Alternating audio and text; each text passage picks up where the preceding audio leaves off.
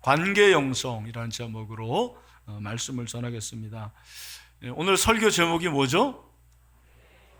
관계 영성입니다. 설교를 시작하면서 제가 문제 하나 내려고 그러는데 풀어보시길 바랍니다. 여기 나올 텐데, 신앙은 뭐뭐다. 이 빈칸에 답이 뭐겠습니까? 눈치인 분들은 다 알죠? 뭐죠? 관계다. 신앙이 뭐예요? 관계입니다. 여러분, 관계가 뭡니까? 관계라는 것은 두 사람이나 아니면 어떤 두 사물이 이어지는 게 관계예요. 쉽게 말하면 이 관계에서 사실은 종교라는 단어가 나왔죠. 그러면 영성은 뭐냐? 영성이라는 단어를 정의하는 게 굉장히 어렵습니다. 여러분, 그 영성이 뭐냐? 저는 개인적으로 영이신 하나님의 형상으로 지음받은 인간과 관계를 맺으시고요, 그리고 지속적으로 역사하셔서 우리 인간이 그 하나님을 닮아가는 것, 그것이 저는 영성이라고 생각을 해요.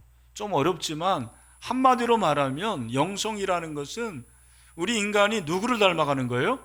하나님을 닮아가는 거예요. 왜냐하면 영성이라는 단어가 성경에는 나와 있지 않지만 영성과 비슷한 용어가 경건인데, 경건이라는 이 단어는 영어로 godliness는 있어요. 그러니까 하나님과 같다, 하나님을 닮음이 바로 경건이라는 단어입니다. 그래서 이 경건이라는 것과 영성이 같은 단어인데, 우리가 하나님을 닮는 것이 영성이에요. 그럼 우리가 어떻게 하나님을 닮을 수가 있느냐? 하나님의 속성을 우리가 자꾸 닮아가면 되는 거죠. 그 하나님의 속성 중에서 가장 대표적인 속성이 뭘까요? 하나님의 속성 중에서 첫 번째 속성이 뭐예요? 하나님은 뭐다? 사랑이시다. 할렐루야. 여러분, 하나님의 사랑이신 줄로 믿습니다. 요한일서에서 4장 8절에 그렇게 말씀하고 있죠. 우리 다 같이 한번 읽겠습니다. 시작. 사랑하지 아니하는 자는 하나님을 알지 못하나니 이는 하나님은 사랑이심이라. 아멘. 하나님 뭐다? 사랑이십니다. 그런데 우리가 영성에서 이제 한 가지 오해하기 쉬운 게 뭐냐면, 영성하면 제일 먼저 떠오르는 단어들이 뭘까요? 아마 기도, 또 말씀 묵상 우리가 지금 하고 있죠. 예배, 섬김, 이런 것들을 여러분들이 생각을 할 거예요. 대부분 영성 그러면은 하나님과의 관계, 수직의 관계의 어떤 것들을 생각을 많이 합니다. 맞아요. 수직의 관계, 하나님과의 관계가 가장 기본적인 관계인 것은 맞습니다. 그런데 여러분, 영성이라는 것은 수직의 관계일 뿐만 아니라 또 수평의 관계도 있죠. 그 수평의 관계가 바로 이웃의 관계고 형제의 관계고 타인과의 관계입니다. 하나님이 사랑하시거든요. 하나님 자신을 사랑하신 것이 아니고 하나님이 누구를 사랑하십니까? 저와 여러분, 인간을 사랑하시잖아요. 그 하나님을 닮아가는 것, 그것이 바로 영성인데, 이것은 수평의 관계를 말하는 것입니다. 수직의 관계와 수평의 관계가 만난 게 뭐예요? 바로 그게 십자가죠. 저는 여러분들이 오늘 이 말씀을 통하여서 하나님과의 관계도 물론 정상화되지만 저와 여러분들이 다 이 수평의 관계, 이웃의 관계, 형제의 관계, 타인과의 관계가 회복이 되는 은혜가 있게 되기를 주님의 이름으로 축원합니다. 13절에 보니까 뭐라고 그랬어요? 형제들아, 세상이 너희를 미워하여도 이상히 여기지 말라. 이것은 그리스도인의 정체성을 말하는데, 한마디로 그리스도인은 세상이 우리를 미워하든 세상이 우리를 좋아하든 세상에 있는 사람들을 사랑하는 사람들이라 그렇게 얘기를 하고 있습니다. 왜 타인을 사랑하는 것이 중요한가? 우리는 그냥 성경에서 당연히 사랑하라고 그러니까 사랑한다고 그러지만 여러분, 그렇지 않습니다. 잘 우리가 생각을 해봐야 돼요. 왜 타인을 사랑하는 것이 중요한가? 구원과 연관되어 있다고 그렇게 성경을 말씀하고 있죠. 14절입니다. 우리 14절 말씀이 아주 중요한 말씀입니다. 같이 한번 주목해서 읽읍시다. 시작. 우리는 형제를 사랑함으로 사망에서 옮겨 생명으로 들어간 줄을 알거니와 사랑하지 아니하는 자는 사망에 머물러 있느니라. 아멘. 여기 보면 사랑함으로 사망에서 옮겨 어디로 들어갔대요? 생명으로.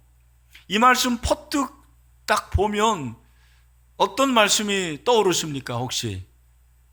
예, 그렇죠. 요한복음 5장 24절 말씀 뭐죠? 같이 시작. 내가 진실로 진실로 너희에게 이르노니 내 말을 듣고 또 나 보내신 이를 믿는 자는 뭐를 얻었대요? 영생을 얻었고 심판에 이르지 아니하느니 어디에서 어디? 사망에서 생명으로 옮겼느니라. 아멘.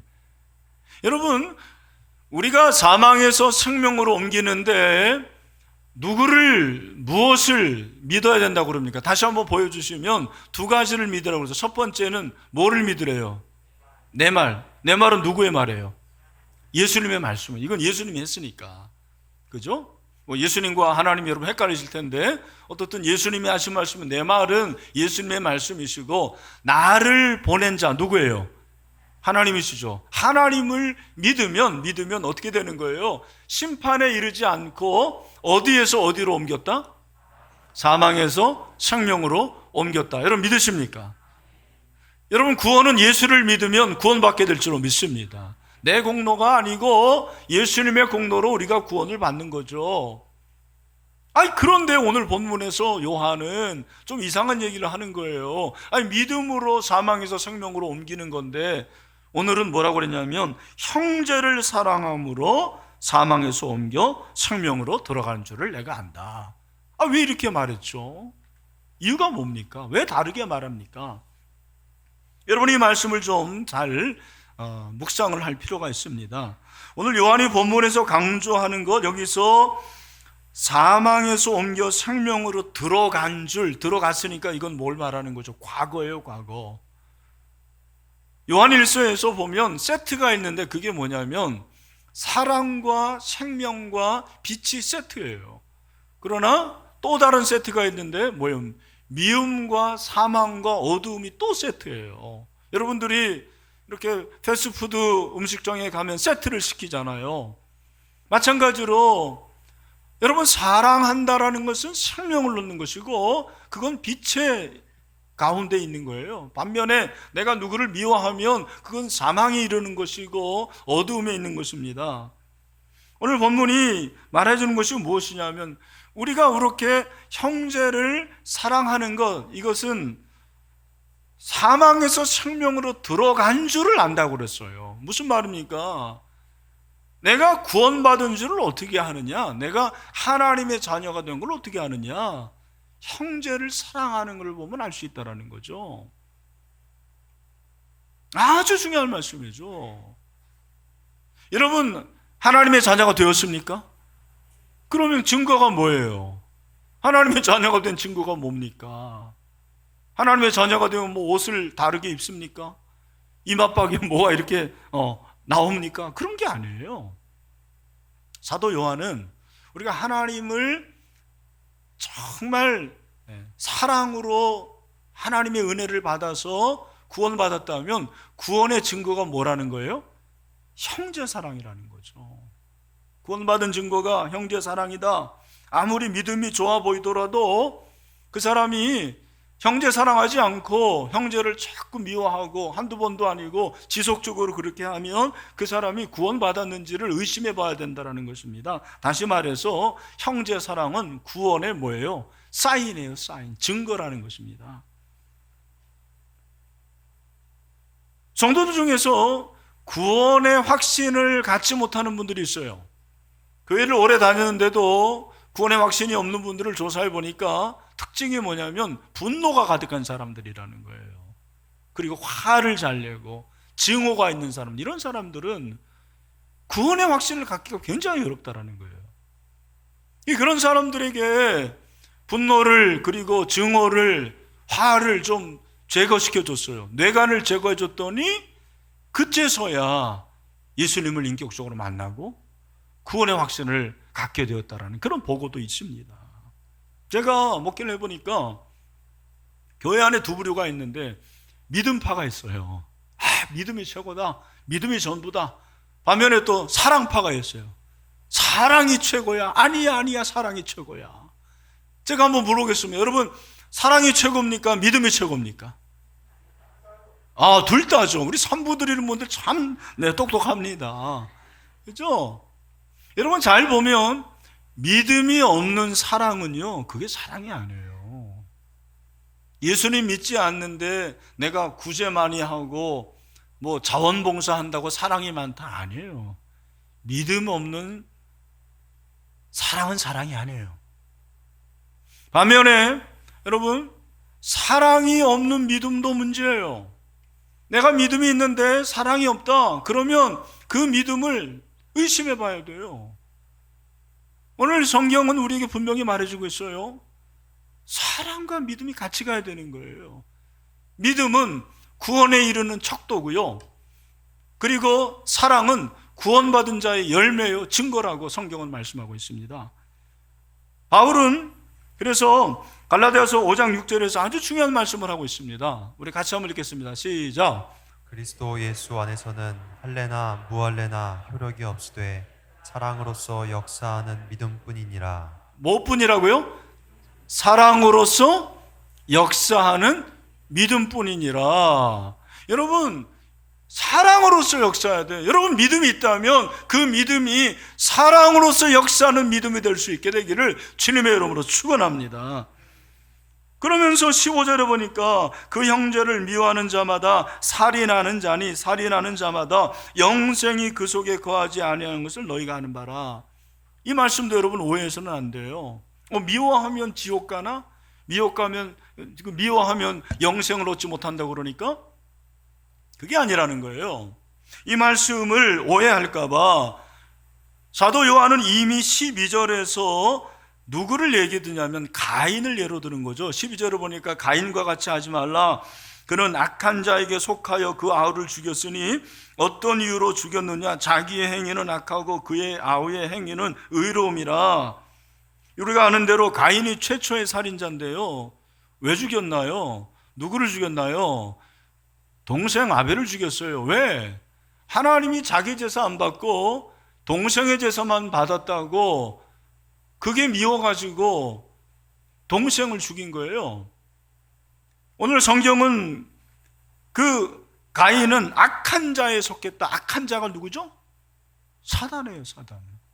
사단에 속했다. 여러분, 이 악한 자에 속한 가인은 의와 사랑이 없어서 벌을 받았어요. 잘 보십시오. 제가 깨달은 게 뭐냐면 제사에서 살인이 나오더라고요. 예배에서 살인이 나올 수도 있어요. 하나님이 예배에서 실패했다고 벌했나요? 천만에. 하나님이 예배에서 실패했다고 벌하지 않아요. 그런데 동생을 죽인 그것, 물론 살인이지만 그 살인은 뭐예요? 이미 미움이 가득한 거예요. 그래서 하나님이 벌을 내리십니다. 그렇구나. 사랑에서 실패하면 안 되는구나. 우리는 예배에서 실패하는 건 엄청나게 생각하는데 사랑에서 실패하는 것은 별거 아닌 것으로 생각해요. 입으로는 사랑하지만 우리 주님의 관심이 사랑이라는 것을 말씀을 하고 있습니다. 그렇다면 여러분, 우리가 한 가지 질문할 것이 무엇이냐면 왜 우리가 형제를 사랑해야 됩니까? 몰라요. 여러분들은 이걸 당연하게 생각할지 모르지만 여러분, 왜 우리가 형제를 사랑해야 돼요? 그냥 나 혼자 예수님 잘 믿고 그래서 예배 잘 드리고 기도 잘하고 큐티 잘하고 전도 잘하고 헌금생활 잘하면 되는 거 아니에요? 근데 왜 형제를 사랑해야 됩니까? 저는 목회자로서 그런 질문 많이 해봐요. 왜? 교회 안에 자기 혼자 예배드리고 자기 혼자 신앙생활 하면 너무 잘할 사람이 이 형제와의 관계가 어려워가지고 실족하고 시험 드는 분들이 많이 있기 때문입니다. 그래서 여러분이 아시는 대로 일본의 우찌무라 간조나 우리 함석헌 선생 같은 분은 무교주의자가 됐어요. 저는 참 이 코로나19 때문에 우려하는 게 뭐냐면 인터넷으로 예배 드리니까 너무 편하거든요. 정말 이렇게 코로나가 우리를 엄습하는 가운데 비까지 왔다. 안 와요. 편해요. 편하면 어디 가요? 지옥 가요. 분명히 아십시오. 왜 예수 믿어서 여러분 힘듭니까? 차라리 예수 안 믿으면 편한데, 교회 생활도 마찬가지고 형제 사랑도 마찬가지고, 형제 사랑 얼마나 힘든데, 그런데도 형제를 사랑하라는 거예요. 왜 그래요? 왜 도대체? 당연하죠, 목사님. 뭐가 당연한 거예요? 그 이유를 여러분 아십니까? 그 이유가 16절에 남아있어요. 보십시오. 우리 다 같이 크게 한번 읽읍시다. 시작. 그가 우리를 위하여 목숨을 버리셨으니 우리가 이로써 사랑을 알고 우리도 형제들을 위하여 목숨을 버리는 것이 마땅하니라. 아멘. 왜 사랑하라는 거예요? 예수님이 나를 위해서 죽으셨으니까. 그 사랑을 받은 우리가 형제를 사랑하는 것이 마땅하다. 근데 어떻게 사랑하라고 그러는 거예요? 뭐까지? 뭐를요? 목숨을. 제가 한번 물어볼게요. 여러분 가운데서 나는 형제를 위해서 목숨을 버렸습니다 하는 분 손 들어보세요. 그분은 여기 있을 수가 없는 거예요. 저는 개인적으로 목사인데, 성경이 몇 권이죠, 여러분? 또 어떤 분은 한 권이라고 그러는데 66권입니다. 예, 66권이고 몇 장이에요, 다? 1189장. 이 정도는 아셔야지. 그 몇 절입니까? 저도 요거는 몰라가지고, 그거 어떻게 해야 돼요? 여러분, 이런 거 모르면 어떻게 하죠? 목사에게 물어봅니까? 그 내부에 물어봐야 돼요, 내부. 그 내부에 물어보니까 몇 절이면 54,240절이에요. 몇 절? 54,200. 이 정도는 알아야 돼요. 그런데 여러분, 54,249절에서 저를 제일 힘들게 하는 말씀이 어딜까요? 요한일서 3장 16절 말씀이에요. 왜? 형제를 사랑하는데 뭐까지 바치라는 거예요? 목숨까지. 나는 목사로서 우리 형제들을 위해서, 성도들을 위해서 장기 하나 바친 적이 없어요. 그런데 형제를 사랑하는데 목숨을 버리라. 얼마나 어려운 일입니까? 우리가 이런 말씀을 이해할 때는 문자적으로 이해해서는 안 되고, 물론 뭐 문자적으로 이해해가지고 나는 내 형제를 위해서 목숨을 버리겠다, 괜찮아요. 그러나 만약에 모든 사람들이 그렇게 생각한다면 어떻게 되는 거예요? 다 죽으면 누가 전도합니까? 이런 말씀은 의미가 중요해요. 저자의 의미. 저자가 왜 이런 얘기를 했을까? 저자의 의미를 알 수 있는 게 항상 문맥인데, 너희들이 형제를 사랑하는데 목숨까지 바쳐야 된다. 끝! 아니에요. 그 다음에 뭐라고 그랬습니까? 17절 보십시오. 누가 이 세상의 재물을 가지고 형제의 궁핍함을 보고도 도와줄 마음을 닫으면 하나님의 사랑이 어찌 그 속에 거하겠느냐? 무슨 말입니까? 너희가 그렇게 사랑하는 재물을 가지고 교회 안에 있는 형제들을 도와야 되지 않겠느냐? 그러니까 여러분, 이 세상의 재물을 가지고 형제의 궁핍함을 보고도 도와줄 마음을 닫으면 하나님의 사랑이 어찌 그 속에 있겠느냐라는 것은, 한낱 썩어질 물질을 가지고 궁핍한 형제를 돕지 않는다면 그게 무슨 사랑이겠느냐? 말로만 하지 말고 뭐로 하라? 행함과 진실함으로. 그게 바로 18절. 우리 다 같이 한번 크게 읽읍시다. 시작. 자녀들아, 우리가 말로 혀로만 사랑하지 말고 행함과 진실함으로 하자. 뭐와 무엇으로 사랑하세요? 행함과 진실함으로. 여러분, 그렇게 사랑하시기를 주님의 이름으로 축원합니다.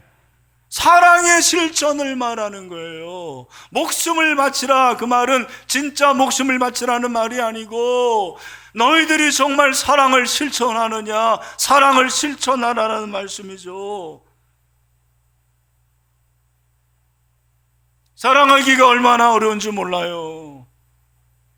정말 설교보다 어려운 게 사랑인 것 같아요. 목회보다 어려운 게 사랑이고요.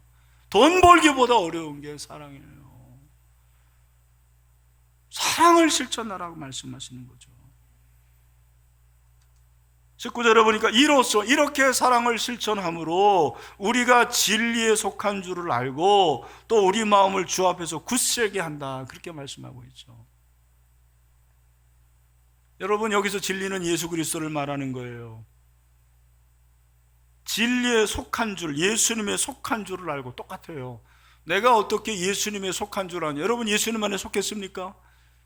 그러면 사랑을 실천해야 돼요.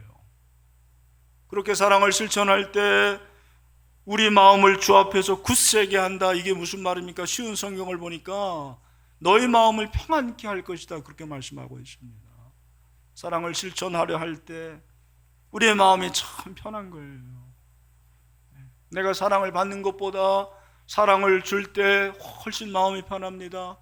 여러분, 사랑을 받는 것만 익숙해 하지 마시기를 바랍니다. 여러분이 사랑을 줄 수 있는 그런 사랑의 사람이 되시기를 축원합니다. 그럴 때 마음이 기쁜 거예요. 마음이 평안한 거예요. 20절에 보니까 이는 우리 마음에 혹 우리를 책망할 일이 있어도 하나님은 우리 마음보다 크시고 모든 것을 아시기 때문이다. 여러분, 우리를 책망할 일, 이것이 어쩌면 죄악 아닙니까? 우리가 사랑을 해야 되는 그 상황 가운데서 제일 먼저 발견하는 것은 내가 죄인이라는 사실이에요. 내가 죄인이니까 사랑을 받아야 되고 사랑을 해야 돼요. 근데 사랑하는 게 너무 어려워요. 왜? 여러분 주변에는 누구나 뭐 예외도 있겠지만 사랑할 수 없는 한 인간이 꼭 있습니다. 싫어할 수밖에 없는 사람, 미워하는 사람이 있어요. 여러분, 그 사람을 내가 사랑하는데 사랑하는 게 쉬워요, 어려워요? 어렵습니다. 그런데 이 마음을 누구는 알아주시는 거예요? 하나님은 알아주시는 거예요. 왜? 하나님은 우리의 마음보다 훨씬 크시다. 여기 마음은 양심이라 그렇게 번역할 수가 있습니다. 여러분, 우리가 타락할 때 양심이 타락됐지만 그러나 남아있는 그 양심으로 늘 불편한 관계가 되면은 마음이 편하지 않아요. 아마 여러분 가운데서 오늘 꼭 그런 분들이 있더라고요. 꼭 교회 예배 오기 전에 부부싸움하고 오시는 분들이 있어요. 그러면 여러분, 예배가 은혜스럽던가요? 안 은혜스럽던가요? 전혀 안 은혜스러워요. 그렇습니다. 왜? 양심이 있으니까 그런 거예요. 근데 여러분, 그 불편한 관계 가운데서 내가 그 사람을 사랑하려고 하고 그 사람을 이해하려고 하면요, 하나님께서 하나님의 마음으로 우리를 이해해 주시는 거야. 야, 너 최선을 다하는구나. 야, 너 참 잘한다. 여러분이 저를 볼 때 제가 관계를 잘하게 생겼습니까? 못하게 생겼습니까? 이렇게 답을 안 하죠, 여기는? 잘하게 생겼어요? 못하게 생겼어요? 네, 이 답을 기대하지 않았어요. 저는 관계를 잘하는 사람은 아니에요, 솔직히. 그러나 저는 불편한 관계는 없습니다. 원수된 관계는 없어요. 왜? 저는 하나님이 주신 은사 중에 하나가 뭐냐면 불편한 관계가 되면 바로 풀어요. 내가 누가 불편하다 그러면은 저는 그 사람에게 반드시 갑니다. 그리고 그 사람과 만나든지 통화하든지 해서 또 편지를 하든지 해가지고 풀려고 그래요. 그런 불편한 관계를 제가 이렇게 접하면 얼굴이 벌써 제가 편하지 않아요. 제가 속으로 생각할 때, 나는 정치하기는 글렀다. 난 정치도 안 해. 정치인들은 막 치고받다가 카메라 앞에서는 막 이럽니다. 진짜 오글거려요. 그죠? 그런 인간들이 많아요. 근데 여러분, 관계가 그렇게 틀어질 때 많은 그리스도인들의 성도들이 회피해버려요. 특별히 남성들은 의사소통을 안 하려고 그래요. 여러분 아마 경험했을 거예요. 여러분, 부부싸움하면 누가 말 안 하죠? 대부분? 남편들이 말을 안 해요. 이 남편들이 못돼 먹었어요, 보면은. 말을 안 해요. 여성들은 그래도 말을 하는데 또 속에 뒤끝이 있어요, 또. 그 말은 남성이나 여성이나 다 여러분 관계가 어렵다라는 거예요. 관계를 풀기가 쉽지 않습니다. 여러분 회피하는 것이 최상이 아니에요. 회피는 차선이에요. 차선. 어떻게 돼요? 직면해야 되는 거거든요. 그걸 풀어내야 돼요. 그게 사랑의 실천이에요. 그것이 여러분 내가 해야 할 최선의 노력이라는 것입니다. 하나님이 그걸 기쁘게 여기는 거예요. 그 문제가 풀리든 풀리지 않든 하나님께서 그렇게 노력하는 저 여러분을 너무너무 귀하게 여기는 거예요. 야, 김 집사, 너 참 수고한다. 박 권사, 너 정말 잘한다. 나는 그걸 많이 경험해요. 하나님은 이것을 얼마나 기쁘게 여기시든지 그런 자에게는요, 사랑의 실천을 노력하는 자들에게는 놀라운 복을 하나 주십니다. 그게 무엇입니까? 21절입니다. 보십시오. 시작. 사랑하는 자들아, 만일 우리 마음이 우리를 책망할 것이 없으면 하나님 앞에서 담대함을 얻고. 하나님 앞에서 담대함을 얻는다. 뭘 얻는다고요? 여러분, 우리가 하나님 앞에서 어떻게 담대할 수 있습니까? 죄인이 어떻게 담대할 수 있어요? 그런데 죄인임에도 불구하고 내가 사랑을 실천하면 하나님 우리에게 담대함을 주신다라는 거예요. 근데 담대함만 주시는 게 아니죠. 뭘 주십니까? 22절 말씀이 정말 중요한 거예요. 다 같이 시작. 무엇이든지 구하는 말을 그에게서 만나니 이는 우리가 그의 계명을 지키고 그 앞에서 기뻐하시는 것을 행함이라. 아멘. 무슨 말입니까? 여러분, 내가 사랑의 실천을 하면 하나님께서 여러분에게 기도의 응답을 주시는 것을 믿으시길 바랍니다. 놀라운 거예요. 놀라운 거. 내가 그동안에 기도의 응답을 못 받았는데 어떤 사람과 관계에서 내가 최선을 다해서 사랑 실천하고 그렇게 용서하고 이해하려고 할 때 하나님은 우리에게 담대함을 주시고 기도할 때 응답하시는 신실한 하나님이라는 것을 믿으시기를 주님의 이름으로 축원합니다. 왜? 여러분, 기도는 영의 문제예요. 영의 차원입니다. 내가 누구와 불편하다는 것은 영이 쉬는 거예요. 영이 죽어갈 수도 있습니다. 그게 오래되면 정말 여러분의 영이 죽을 수도 있어요. 증오가 되면 안 돼요. 여러분, 그 무디를 아실 텐데, 무디 목사님이 어느 날 교회에서 부흥회를 했는데 그 부흥회가 어떤 부흥회냐면 전도 부흥회였어요. 그래서 예수 믿지 않는 사람들을 데려와서 예수 믿게, 그런 부흥회입니다. 어떤 여집사님이 찾아왔어요. 목사님, 제 아들 저 구원하고 싶은데 제가 그동안 그렇게 금식하고 기도했는데도 제 아들 꿈쩍도 안 합니다. 마음이 움직이지 않습니다. 그때 무디가 뭐라고 하는지 아십니까? 집사님, 혹시 집사님 삶에서 잘못된 관계가 없습니까? 누군가 원한이 있고 누구를 증오하지 않습니까? 딱 생각이 난 거예요. 그래서 바로 그분과 화해를 하고 관계를 정상화했습니다. 여러분, 마지막 날에 그 아들이 와서 예수님을 영접하고 예수님을 믿게 되었다라는 그런 얘기입니다. 저는 저와 여러분이, 우리 신일교회 성도들이 정말 한 사람을 사랑하고 한 사람을 이해하고 한 사람을 용서하는 것이 어렵지만 사랑의 실천을 통해서 하나님이 부으시는 그런 놀라운 기도의 응답을 받을 수 있는 그런 축복이 있게 되기를 주님의 이름으로 축원합니다. 그래서 하나님의 은혜를 주시는 거예요. 23절 24절 결론입니다. 다 같이 읽읍시다. 시작. 그의 계명은 이것이니 곧 그 아들 예수 그리스도의 이름을 믿고 그가 우리에게 주신 계명대로 서로 사랑할 것입니다. 자, 24절 보면 그의 계명, 하나님의 계명, 그는 여기 하나님이었다. 그의 계명, 하나님의 계명, 그의 아들, 하나님의 아들 예수 그리스도의 이름을 믿고, 아까도 말씀드렸어요. 그리스도를 믿는 게 중요한 게 믿음이죠. 그런데 믿음만 있으면 안 되고 그 다음에 뭐라고 했어요? 그가 우리에게 주신 계명대로 서로 뭐 하느니라? 사랑. 믿음과 사랑이 같이 가는 거예요. 여러분, 계명은 율법이잖아요. 그래서 이 율법을 쉽게 말하면 성경에 기록한데 이 성경을 압축한 것이 뭐예요?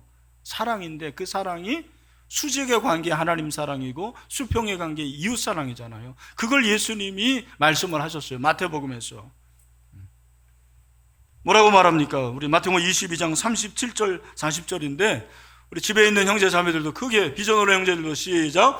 예수께서 이르시되 내 마음을 다하고 목숨을 다하고 뜻을 다하여 주 너의 하나님을 사랑하라 하셨으니 이것이 크고 첫째 되는 계명이요 둘째도 같으니 내 이웃을 내 자신과 같이 누가 같이 사랑하라 하셨으니 자신과 같이 사랑하라 하셨으니 이 두 계명이 온 율법과 선지자의 강령이니라. 아멘. 이 존 오트버그 목사님이 그런 얘기를 하시더라고요.